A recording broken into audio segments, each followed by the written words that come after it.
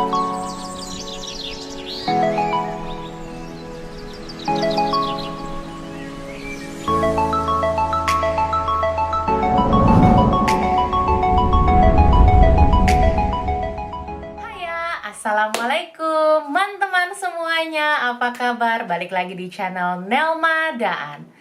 Aku sapa teman-teman kali ini karena kali ini aku sudah siap mau ngobrol sama sahabat baik aku yang kalian juga pasti sudah sering lihat mukanya di YouTube. Nah, kali ini aku mau minta dia untuk berbagi kisah inspiratifnya dan juga salah satu rahasianya yang belum pernah diungkapkan di channelnya. Kalian pasti belum tahu, penasaran kan? Ini dia Andini Overfill. Hey, halo. Biasanya kalau di vlognya Andini Overfill kita panggilnya nih Teh Andini. So, aku mau langsung aja ngobrol sama Teh Andini karena beliau sekarang sibuk banget. Waduh, Wah, sibuk ngurus anak. So, Teteh, kita semua tahu, teman-teman semua tahu kalau Teteh nih tinggal di UK dengan 3 orang anak. Cerita lengkapnya Teh Andini di sini tahun berapa dan gimana ceritanya itu semua udah ada di vlognya dia. Nah, yang aku mau tanya adalah how you manage your time? Gimana bagi waktunya ngurus anak, kemudian ya urusan rumah juga, terus kemudian harus nge-vlog sampai itu jadi tayang. Pastinya kan busy banget. Coba ceritain deh. Waduh. Yes, bagi waktu ya gimana ya? Pokoknya kayaknya kita itu kalau lebih banyak yang harus dikerjakan, kita lebih aktif.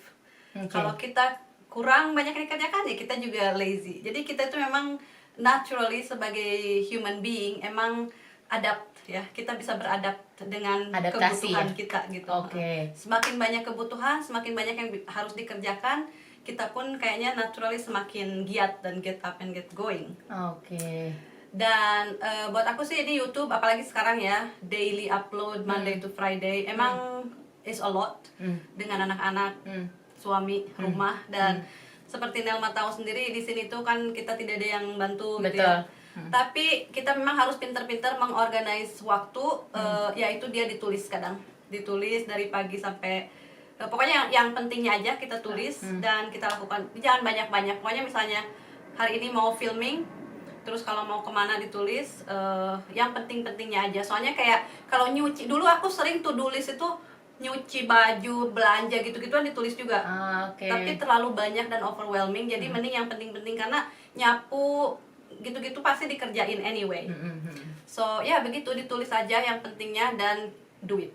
Jadi morning routine aku itu bangun pagi jam 4.30, paling telat jam 5. Karena apa? Karena aku suka banget untuk spending quality time with myself first thing in the morning. Jadi sebelum anak-anak bangun, suami bangun, karena kalau kita bangunnya barengan, aku belum apa-apa jadi udah overwhelming duluan. Itu buat aku. Jadi aku butuh waktu kayak pelan-pelan buat diri aku sendiri.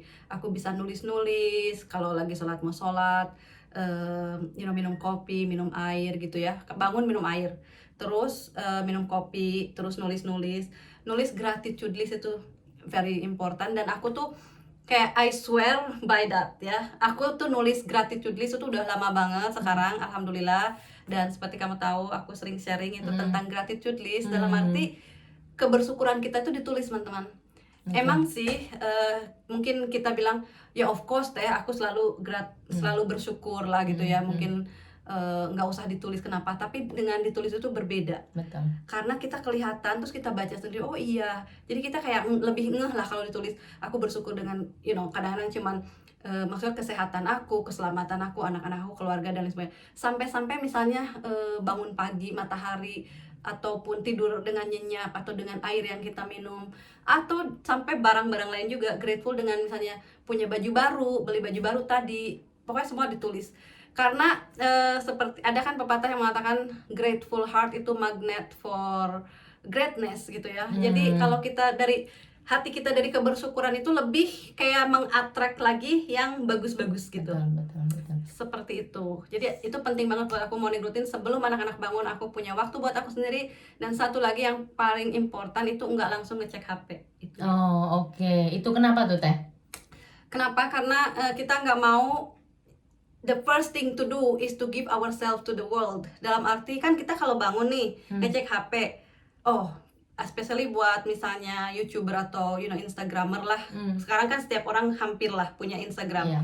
Berapa like aku punya ya? Siapa yang message, yang DM? No, you don't need that. That's not important. The important is to feed our mind, ourselves first, mentally and physically. Mentally dari dalam lah ya, seperti berdoa, beribadah, itu dulu di feed itu dulu. Sebelum kita ngelihat berita-berita dulu di luar sana ada apa nih gitu. That's not important. It's okay kalau kita miss berita-berita gitu. Tadi malam semalaman kita tidur beritanya apa, it's okay. Kecuali kita memang kerjaannya adalah news reader atau apa ya, kita memang harus kayak mungkin presiden yang harus tahu lah gitu ya perkembangan saat ini. Tapi kalau kayak aku gini, it's okay, nanti aja, nanti juga kita tahu gitu.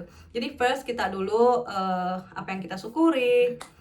Habis itu, nah kalau anak-anak udah bangun, nah kita kan bisa give ourselves to them, to serve anak-anak, suami. Habis gitu, kalau anak-anak udah sarapan dan lain sebagainya, baru deh aku mulai bekerja.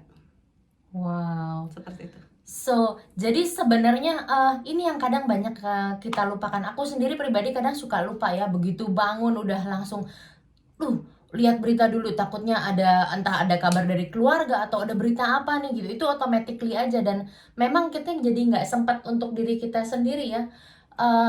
Yang dibilang sama Teh Andini ini menurut aku bukan egois ya, Teh ya. No. Bukan egois, tapi memang kita harus ya Kayak memperhatikan diri kita sendiri dulu. Karena kalau kitanya nggak oke, kitanya nggak dalam mood yang baik, nggak dalam pikiran yang positif, gimana kita mau mengurus anak-anak? Kemudian orang juga ngelihatnya nggak akan enak ya deket kita kalau kita nggak positif. Jadinya juga dengan kita bangun lebih pagi dan itu kita punya kesempatan buat menikmati diri kita sendiri, emosi kita juga bisa lebih terjaga ya. Lebih labil. Dan kita bertindak bisa lebih tahu, dengan lebih baik gitu ya. Jadi nggak gerasa gerusu gitu loh. Yeah. Wow, keren banget. Itu udah kamu lakukan berapa lama, Teh? Udah lama banget sih, apalagi semenjak aku sering ikutan kayak live coaching ke orang ya, punya coach, kursus-kursus itu dulu. Dan aku belajar banget dari situ betapa pentingnya diri kita itu. Karena orang itu selalu bilang untuk mengasih sesuatu ke orang lain kita harus punya dulu. Kita tuh nggak bakalan mungkin ngasih sesuatu yang kita nggak punya. Kalau kita nggak menghargai diri kita, bagaimana kita menghargai orang lain? Kalau kita nggak menyayangi diri kita, bagaimana kita bisa menyayangi orang lain? Kalau kita mau ngasih perhatian ke orang lain, kalau kita nggak ngasih perhatian ke diri kita juga kayak kelihatannya kayak selfish, tapi enggak. Jadi tetap aja diri kita dulu. Apapun, mau ngasih uang, kalau kita nggak punya uang, nggak bisa ngasih. Ngasih tenaga, kalau kita nggak punya tenaga nggak bisa. Jadi all first us, lalu kita kasih ke orang. Ini dia saatnya aku mau kasih tahu ada satu hal yang belum pernah Teh Andini ceritakan di vlognya dan dimanapun. Apa itu? Jadi Teh Andini ini pernah bekerja di lingkungan keluarga kerajaan. Gitu bukan sih tadi ngomongnya? Ya bukan, iya kan? Gitu kan? Di lingkungan keluarga kerajaan. Enggak, kamu nggak salah denger kok.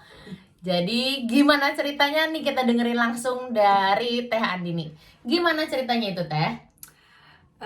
Ini bekerja di lingkungan kerajaan kayaknya wow gitu. Oke.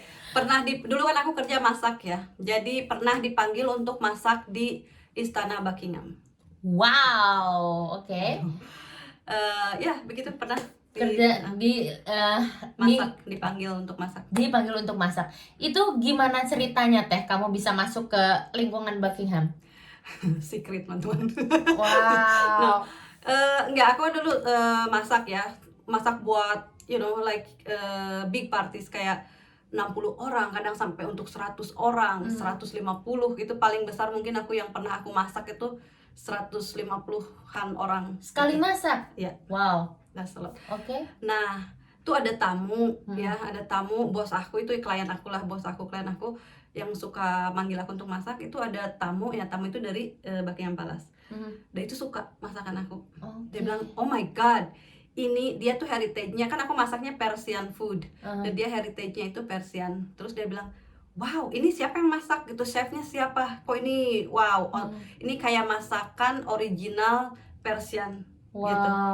Terus ya dia bilang, ini orangnya tuh yang kecil itu di dapur kan, aku di dapur tuh. Nah dia pikir yang masak pasti nih orang tua dan orang Persia lah ya. Pas dia lihat, hai gitu, are you the chef? Aku bilang yes. Oh my god, kamu dari mana gitu? Aku Indonesian. What? Kok bisa kamu masak Persian food? Terus kamu juga masih muda gitu ya. Dia bilang, in my mind yang masak masakan seperti itu kayak masakan ibu aku, masakan nenek aku, seperti itu. Kayak kita mungkin ya kalau kita ngelihat di luar negeri ada masakan yang apa ya, yang kental kayak dari kampung gitu, gitu. Jadi dia kaget, kayak resep aslinya Persian banget gitu. Terus oh my god, nah impress dari situ. Nah suatu hari dia mau ngadain pesta, dia nelpon dong ke yang klien aku itu, oh by the way, boleh gak aku panggil Andini itu untuk masak gitu? Ya of course, tanya aja ke orangnya, sebentar aku tanya dulu. Nah dia yang nanya dulu, Didi kamu masak di Buckingham Palace. Terus aku pikir, oh Buckingham Palace, aku pikir kan di sini banyak banget tuh address-address yang kayak Kensington Palace Garden. Bukan berarti di Kensington Palace, tapi alamatnya di situ. Areanya di situ. Nah aku pikir paling salah satu rumah yang di Buckingham Palace Road atau apa gitu kan. Oh oke, aku bilang gitu. Siapa ya, di mana? The Buckingham Palace, Didi gitu kan. Orang kan panggil aku Didi ya, kayak kamu. The Buckingham Palace itu yang kerajaan, ini bukan jalan, ini di istana, dia bilang gitu kan. Hah? Terus aku langsung kaget, terus kayak nah udah mulai dong panik. Oh enggak no gitu, aku nggak mau masak di situ. Masaknya apa nggak tahu. No, dia mau kamu masak apa yang kamu masak buat aku. Hah, oke. Terus kan aku bingung belanjanya di mana, segimana mungkin ada protokol apa harus melalui health and safety ya namanya buat orang istana. Mau nanti keracunan atau apa. Oh iya bener. Iya. No, enggak, kamu jangan panik gitu, masak aja seperti yang kamu masak biasa. Itu yang dia suka gitu. Ya udah. Akhirnya aku hubungin tuh orang itu, dia bilang, yes Didi, kamu masak buat istana, buat lady and lord. Wow. Tamu aku ini tamu penting, lady and lords. Aku bilang oke. Aku bilang, tapi masak apa? Iya, masak yang kamu masak. Ya udah, akhirnya dari situ aku mikir sendiri, kayak aku ambil tarik napas panjang-panjang. Aku bilang, you know what? He contacted me for a reason. He like me for what I do. Bukan berarti aku harus menjadi, wah sekarang aku dipanggil ke istana nih, jadi aku harus menjadi chef yang apa. No, this is me ya. Jadi akhirnya ya udah, aku menjadi diri sendiri, aku masak yang aku tahu. Ya alhamdulillah suka semua. Wow, keren banget. Belum pada tahu kan teman-teman?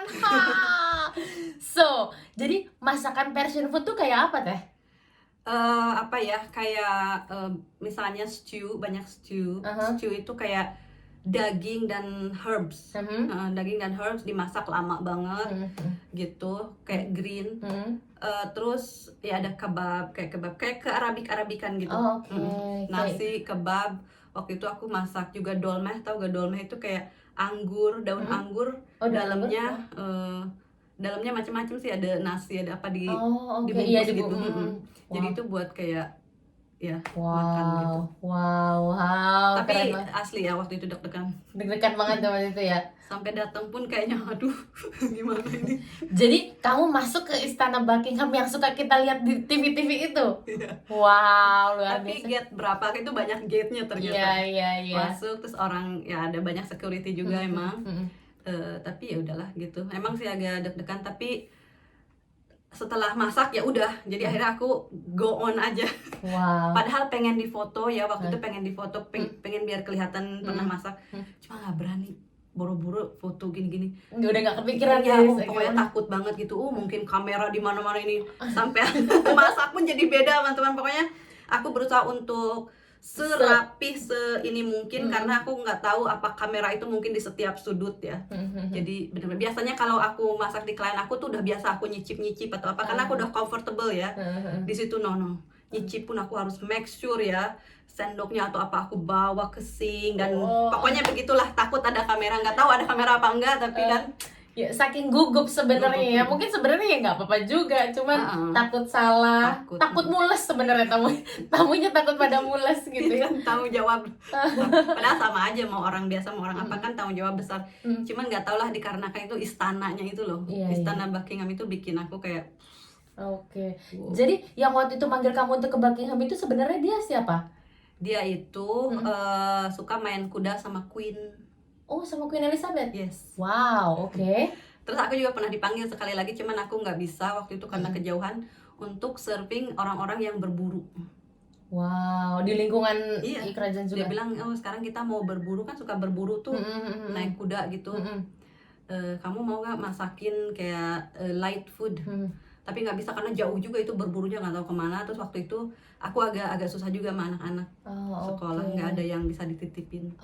Sayang ya. Wow, menarik banget. Nah, kamu jadi sebenarnya punya background untuk pernah sekolah chef gitu atau gimana? Enggak. Apa otodidak ya kalau kita dibilangnya otodidak. Aku bisa masak karena terpaksa waktu kesini.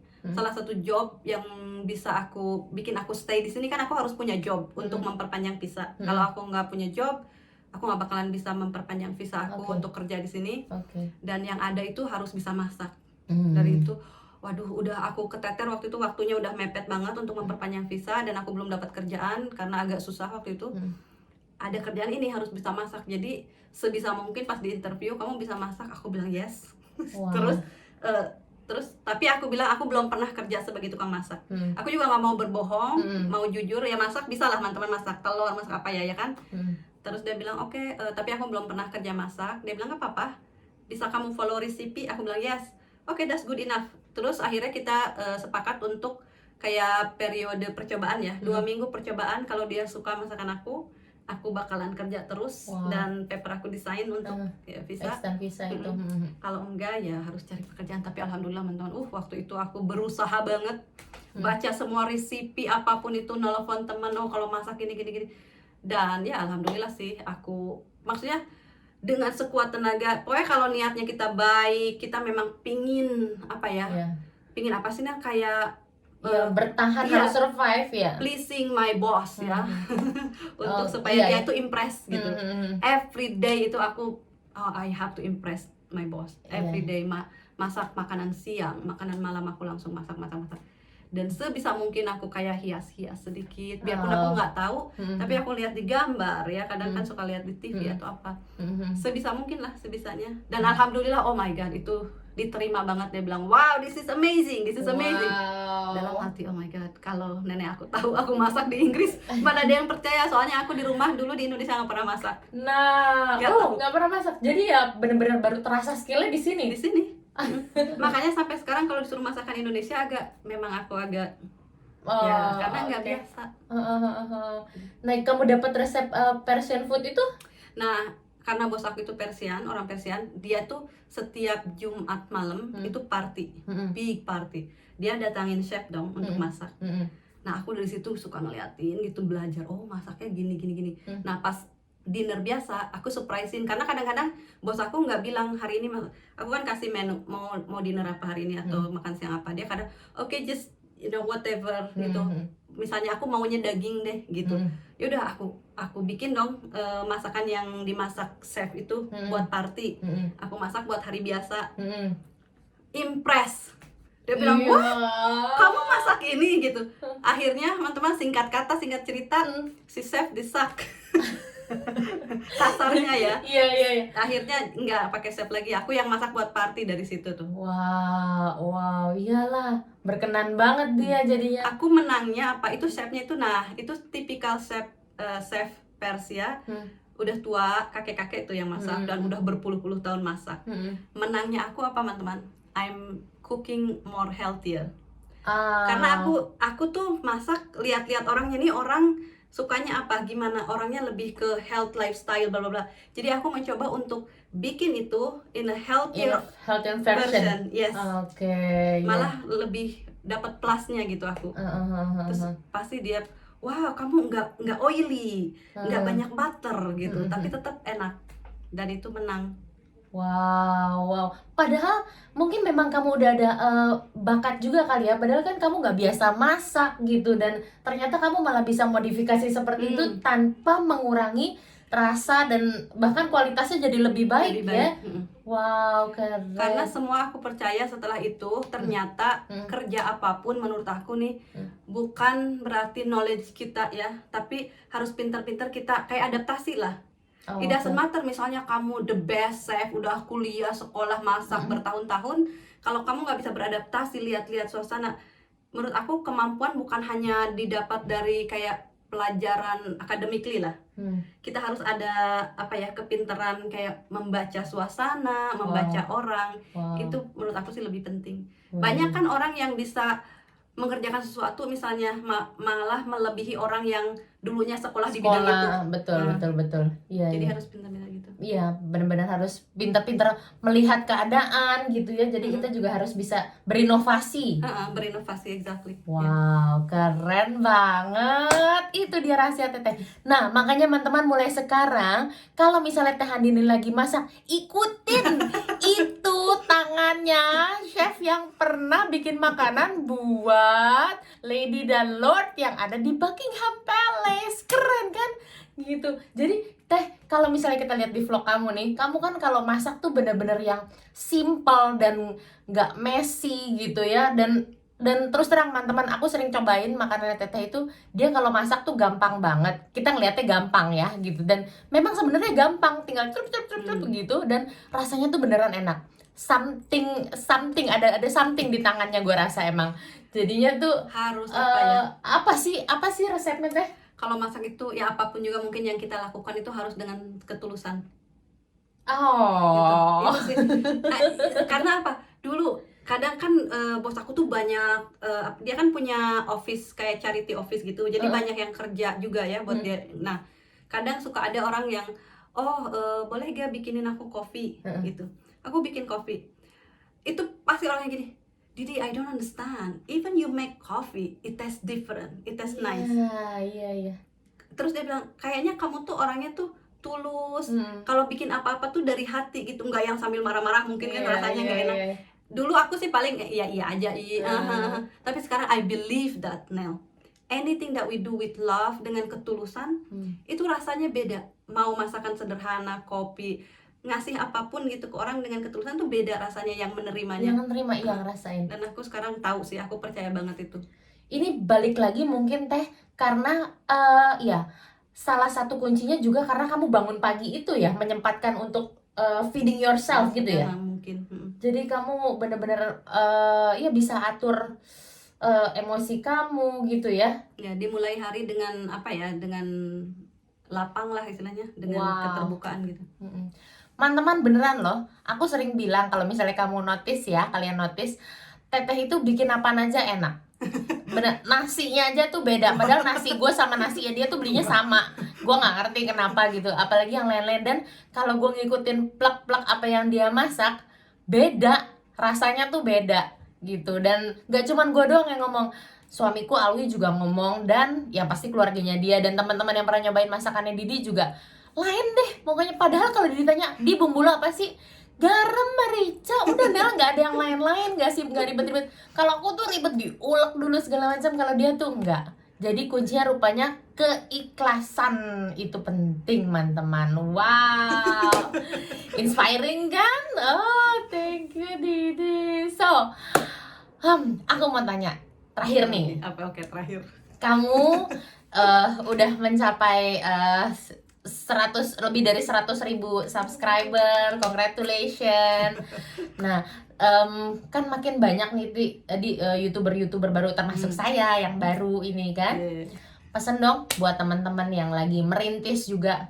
YouTube-nya? Pesan yang lagi merintis YouTube. Aduh, aku kayak udah berjuta-juta ya mengasih. Wah. Baru 100 matu apa. Oh, itu reach-nya susah loh, kan Susah, nggak ya. banyak orang ke situ. Kalau menurut aku sih ya kita kerjakan aja apa yang kita kerjakan.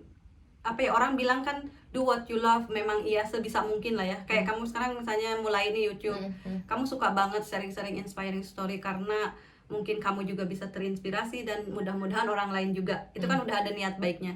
Dan kalau kamu suka terus kamu enjoy lah doing it. Ya konsisten itu pastilah, orang Konsisten. bilang konsisten nomor satu. Dan biarpun udah capek udah apa, tetap lakukan. Oke. Secapek-capeknya kita tetap bangun. Orang mah bilang apa? Get up, get dressed, and get going. Itu Oke. everyday. Karena ya kalau yang lain-lainnya banyak lah ya tips-tips kayak harus tahu niche, harus itu lebih ke apa sih, Tekniknya, teknik. technical ya. Itu memang. Tapi kalau dari dalamnya gitu ya, yang penting kita kerjakan terus-terusan. Jangan, biarpun in the lowest moment, justru itu yang kita harus bangkit. Karena pas lowest itulah biasanya itu udah mendekati ke kesuksesan. Oh. Itu bener deh. Wow. Di setiap kita, apapun, bukan di YouTube, di apapun di hidup kita, kalau kita udah merasa kayak so low, disitulah kita harus bangkit. Wow. Bener. Bener. Kalau kita give up, ya Udah. itu seperti kebanyakan 90% orang di dunia ya begitu. Mereka give up when the success is just around the corner. Iya, iya, iya. Jadi Wow. push lagi. last push itu. Last push, Aku bener-bener. juga last push 100 akhirnya. Wow. 100. Satu lagi. Gue mau tau. Aku sebagai yang cukup kenal dengan Teh Andini ya, aku mau tanya deh, how you keep your positivity mind? I mean, gimana sih caranya kamu untuk tetap menjaga positivity? Karena teman-teman di sini juga tahu kalau di vlog kamu itu juga tahu kalau misalnya kamu tuh menyebarkan aura positif yang ya dengan cara kamu, maksudnya mendidik anak-anak, dari cara kamu berhubungan dengan orang. Gimana sih Dik kamu tetap bisa menjaga your positive mind and then kamu bisa menularkannya ke orang lain? Apa ya? Itu apa teman-teman? Nggak tahu juga ya itu how to keep positive. Sebenarnya ya sebagai manusia tentunya tidak 100%, tidak 100% kita positif, ada. Cuman kalau kita lagi down ya kita harus diungkapkan ya. Karena kalau nggak diungkapkan, nggak dirilis, itu kan bakalan jadi depresi, akhirnya jadi disease. Jadi penyakit, jadi ya. penyakit disease kan dis-ease. Kita harus ease lah, kita harus tenang gitu. Jadi harus pintar-pintar move on dari ke whatever you dealing with.